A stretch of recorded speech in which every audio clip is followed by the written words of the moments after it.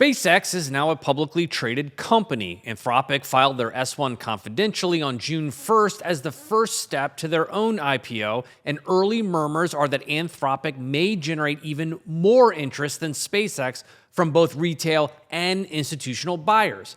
Not surprisingly, OpenAI rushed to file their own confidential S-1 June 6th.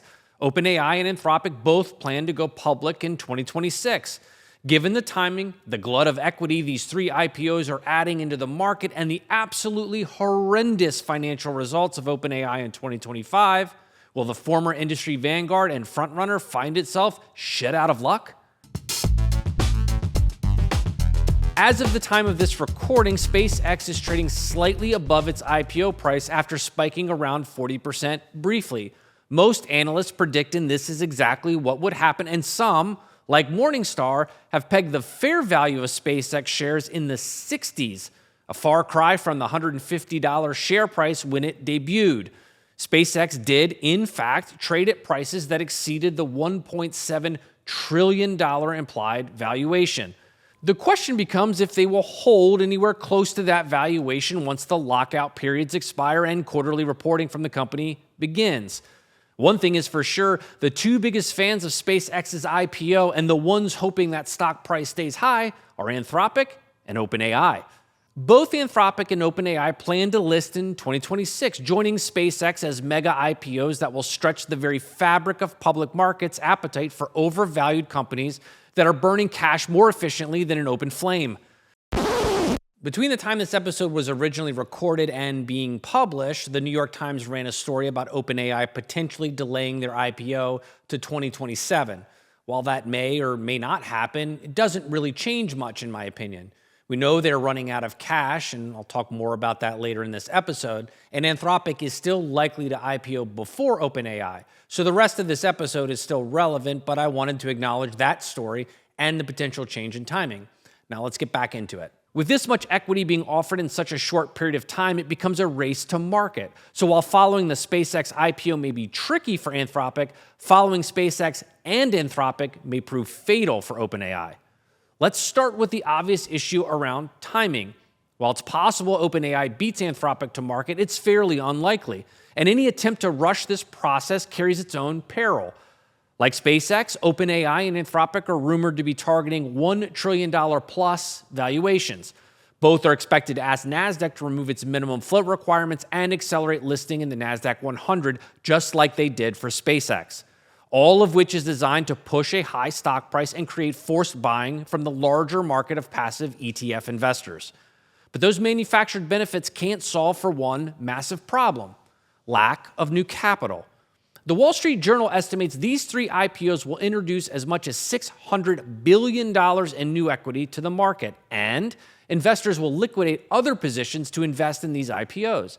That $600 billion in total investment won't represent new capital or market expansion. For reference, until the SpaceX IPO, the supply of equity in public markets had actually been shrinking.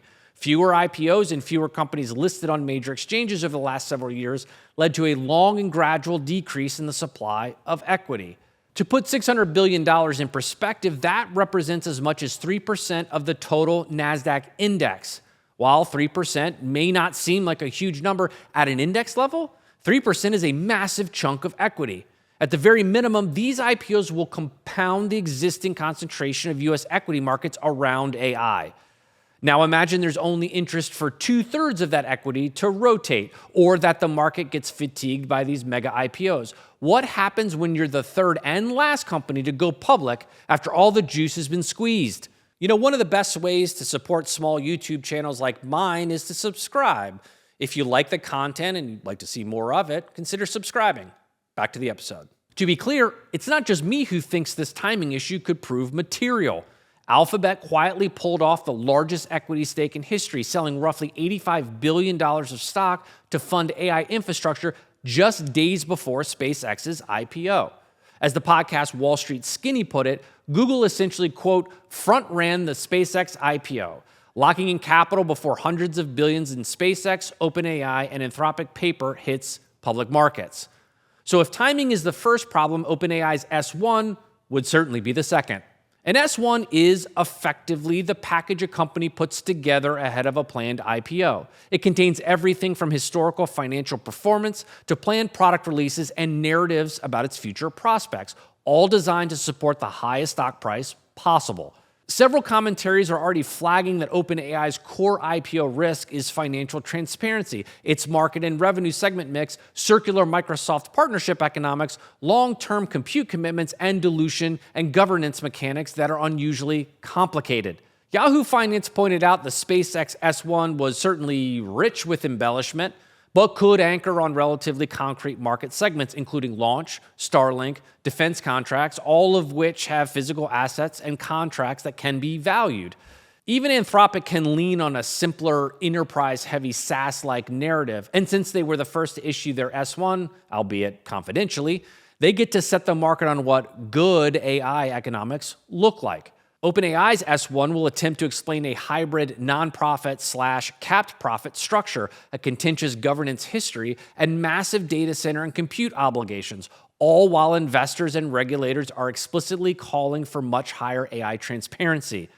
And this isn't just animal spirits we're talking about. TechCrunch and the Financial Times both reported some private investors who own both OpenAI and Anthropic are rotating towards Anthropic because OpenAI's $850 billion valuation requires a $1.2 trillion IPO to make investors' math work, while Anthropic is perceived as the better risk-reward bet. The third problem is the fundamentals and economic realities the OpenAI S1 will be forced to narrate. OpenAI's investor pitch will include the most aggressive cash burn profile, the most complicated governance, and the tightest reliance on a single strategic partner, Microsoft. Combined, these factors amplify concerns about margins and independence relative to Anthropic and SpaceX. As I alluded to before, Anthropic gets to set the AI valuation benchmark and can claim an enterprise-centric, safety-first, possibly profitable narrative. OpenAI will list in the shadow of both Anthropic and SpaceX while asking for similar or higher multiples with more financial and governance question marks than Enron in 2001. The market will also have to wrestle with OpenAI's figurehead, Sam Altman. At best, Altman is seen as being morally flexible, especially when it comes to his fidelity to the truth. At worst, he's seen as manipulative, unethical, abusive as a manager, and possibly despotic when it comes to governance. I believe that almost all of OpenAI's potential branding problems start with Altman, that he's the cinder block tied to the leg of the company's reputation. Make no mistake, Musk and Amadeus' personas come with their own challenges as well, but Sam's frequent public tribulations require a mention here. Ed Zitron is a staff writer at the Financial Times and hosts a very popular podcast about AI technology and markets. He makes no excuses about his frequent critiques of OpenAI, Sam Altman, and AI in general. A couple of weeks ago, he ran a story based on leaked financial records from OpenAI, and his reporting laid out their abysmal economic reality. In full disclosure, these numbers were not confirmed by OpenAI, but were heavily researched by the FT itself and verified through multiple third-party sources. OpenAI's 2025 total revenue was only $13 billion, while total costs were $34 billion. That's an operating deficit of $21 billion if you're keeping score at home. With only $25 billion of cash on hand at the end of 2025, OpenAI had just over 1 year of runway before running out of money. And some of the specific line items were head-scratching on their own. Allegedly, the company spent around $5 billion on sales and marketing while spending $7.5 billion directly attributed to compute and inference costs tied to revenue generated. The compute costs are understandable, but where did $5.8 billion in sales and marketing costs go?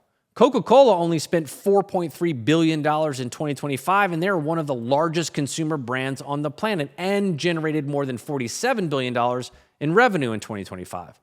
And there's more head-scratching when you consider SoftBank was 6% of OpenAI's total revenue generated through the use of an OpenAI product once believed to be commercially unavailable called Crystal.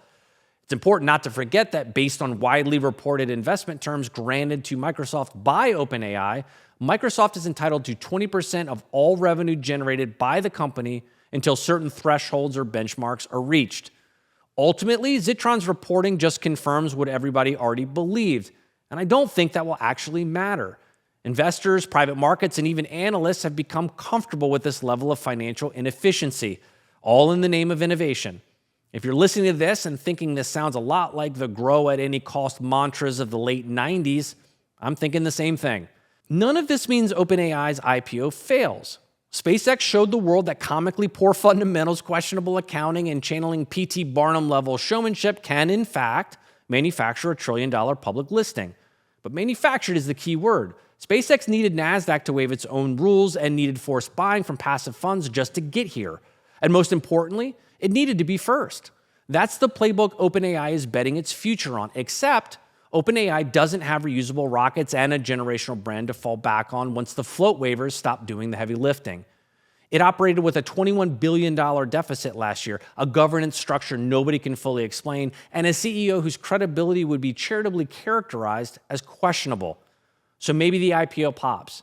Maybe the market really is that hungry for AI exposure. But being the last to a party almost guarantees all the good beer is gone and you're left with room temperature natural light that someone left in the cushions of an old couch. That's it for this episode. As always, like, comment, and subscribe, and we'll see you next time.